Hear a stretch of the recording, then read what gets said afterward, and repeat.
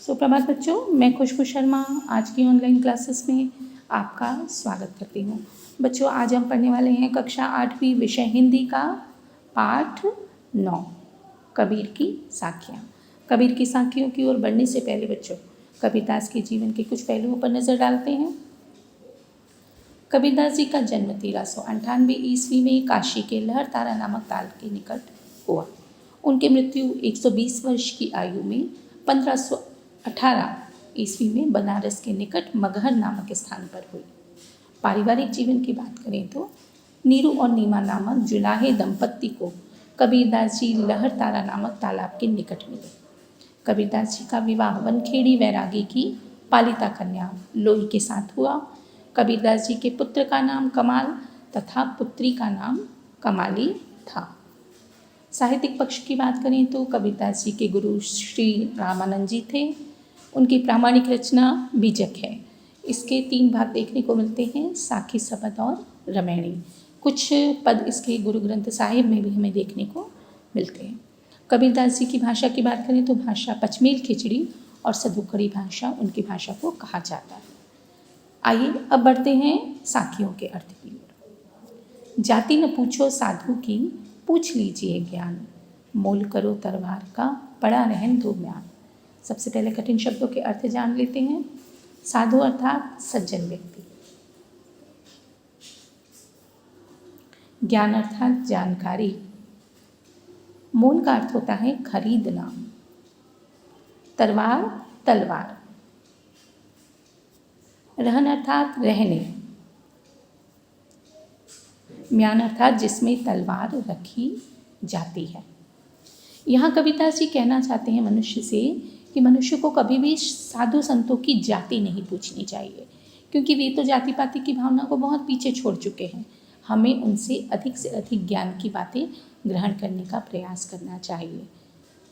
जिस तरह से हम तलवार खरीदने जाते हैं, मोल करो तलवार का, हम तलवार खरीदने जाते हैं तो बच्चों हम तलवार का मोल भाव हमें करना चाहिए, न कि म्यान का, क्योंकि हमें असली काम तो तलवार से ही होता है। इसी तरह से मनुष्य के जीवन में ज्ञान का महत्व होता है, जाति का नहीं।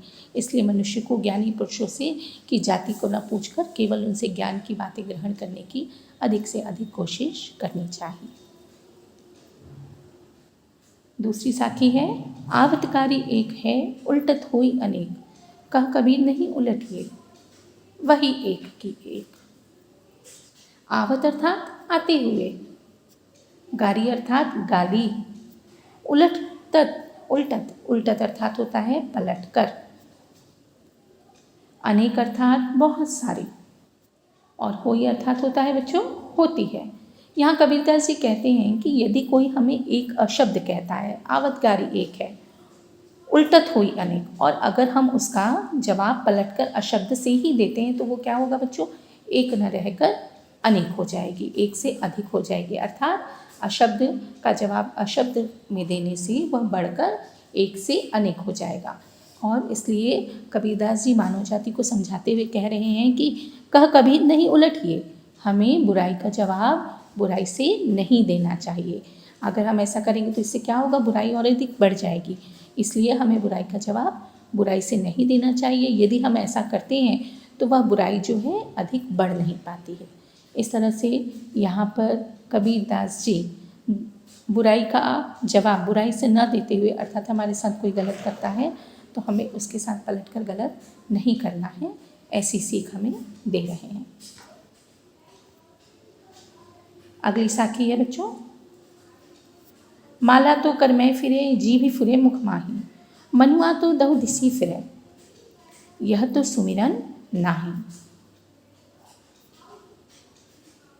कर का अर्थ होता है बच्चों हाथ, फिरे अर्थात घूमना, मुख अर्थात मुंह, माही का अर्थ होता है मेन, मनुआ अर्थात मन, दहु अर्थात दसो, दिसी अर्थात दिशा, तो अर्थात तो, सुमिरन का अर्थ होता है बच्चों स्मरण। यहाँ कबीरदास जी भक्ति के नाम पर किए जा रहे आडंबर और दिखावे पर व्यंग कर रहे हैं इस साखी के माध्यम से, और कह रहे हैं कि मनुष्य है जो वो प्रभु की भक्ति का दिखावा करता है। वह क्या करता है बच्चों? माला तो कर में फिरे। वह अपने हाथों में माला का मनका ले लेता है, माला और मनके को घुमाता है और भक्ति का ढोंग करता रहता है।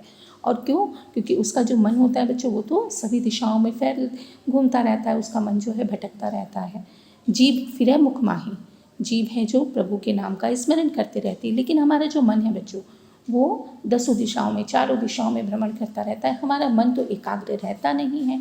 और कबीरदास जी कहते हैं कि इस तरह की आडंबरपूर्ण और दिखावे की भक्ति सच्ची भक्ति नहीं होती है। हमें मनुष्य के मन को प्रभु के चरणों में लगाने का प्रयास करना चाहिए, न कि इन आडंबरों का प्रयोग करना चाहिए। आगे बढ़ेंगे बच्चों। कभी घास न निंदिए जो पाँवों तली होए, उड़े पड़े जब आँखी में खरी दुहेली होए। अर्थात निंदिए, निंदा का अर्थ होता है बच्चों निंदा करना। पाँव अर्थात पाँव, तली अर्थात नीचे, आँखी आँख,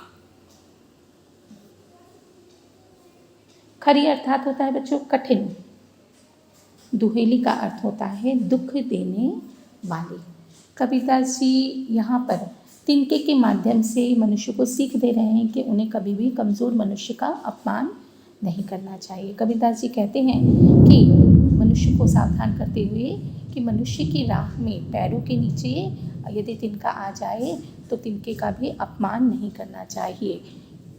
कभी घास न निंदिए जो पाँव तली हुई। यदि हमारे पैरों के नीचे घास के तिनके भी आ जाते हैं तो हमें उसका अपमान नहीं करना चाहिए, क्योंकि यही तिनका जब हवा के माध्यम से उड़कर आँखों में पड़ जाता है तो खरी दुहेली होए हमको बहुत पीड़ा पहुँचाता है, और तब हमें तिनके के अस्तित्व का ज्ञान होता है। इस तरह से इस साखी का भाव यह है बच्चों कि हमें मनुष्य को कभी भी किसी का भी अपमान नहीं करना चाहिए। आगे बढ़ेंगे। जग में बैरी कोई नहीं जो मन शीतल होए, या आपा को डारी दे दया करे सब कोई। जग अर्थात होता है संसार, बैरी अर्थात शत्रु, शीतल का मतलब होता है बच्चों शांति, आपा अर्थात स्वार्थ। यहाँ कविता से कह रहे हैं कि जग में बैरी कोई नहीं, इस संसार में कोई किसी का दुश्मन नहीं होता है। मनुष्य को चाहिए कि वह अपने मन को क्या रखे? शांत और शीतल रखे। अब मनुष्य का मन शांत कैसे होगा बच्चों? जब मनुष्य अपने मन के घमंड को त्याग कर देगा तो उसका स्वभाव निश्चल हो जाएगा और उसका जो हृदय होता है बच्चों वो पवित्रता से भर जाएगा।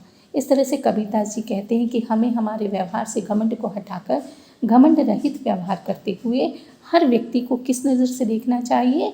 दया की दृष्टि से देखना चाहिए। इस तरह से कबीरदास जी साखी के माध्यम से मनुष्य को अपने मन के घमंड को त्याग कर मन को शांत और शीतल रखते हुए सभी को दया की दृष्टि से देखने की सीख हमें देते हैं। बच्चों, आज हमने पाठ 9 कबीर की साखियों का अर्थ पढ़ा और जाना।